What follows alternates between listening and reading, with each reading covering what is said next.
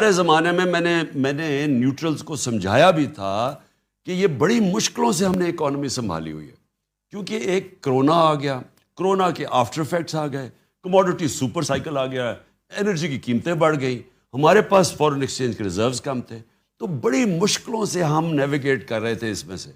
تو میں نے جب مجھے پتہ چلا سازش ہو رہی ہے، میں نے نیوٹرلز کو سمجھایا، شوکت ترین کو بھی بھیجا سمجھاؤ کہ دیکھیں اگر اس وقت آپ نے یہ سازش کو کامیاب ہونے دیا تو یہ سارا بکھر جائے گا۔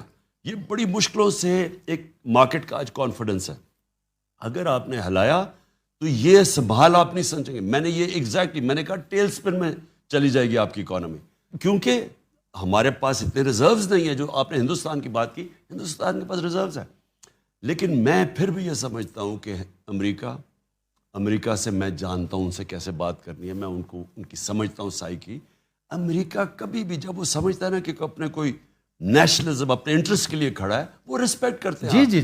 جب آپ ان کے پیر میں گرتے ہیں، جس طرح یہ چیری بلاسم گرا ہوا ہے، ٹرمپ نے آپ کی بڑی عزت کی، میری بالکل ٹرمپ سے بالکل ٹھیک، اور اتنی عزت دی جو پروٹوکول دیا مجھے اس نے۔ آنے والے دنوں میں اگر آپ پھر سے پرائم منسٹر ہوتے ہیں، پرائم منسٹر صاحب میں قطع کلامی کر رہا ہوں، یہ بتائیے کہ امریکہ کے ساتھ آپ کس طرح کے تعلقات فورسی کرتے ہیں؟ دیکھیں، امریکہ سے ہمیں ہمیشہ اچھے تعلقات رکھنے، وہ اس لیے رکھنے چاہیے کہ امریکہ ایک ورلڈ پاور، ہم سب سے زیادہ ایکسپورٹ کرتے، ہمارے جو سب سے امیر پاکستانی ہیں وہ امریکہ میں بیٹھے ہوئے ہیں، جو اوورسیز امریکہ کی جو پاکستانی کمیونٹی ہے وہ سب سے امیر کمیونٹی ہے پاکستانی۔ ٹرو۔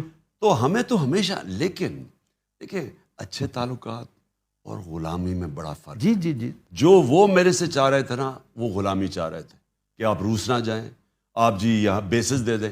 میں اس چیز کے لیے، آپ کو یقین تھا کہ جنگ نہیں ہوگی یوکرائن میں؟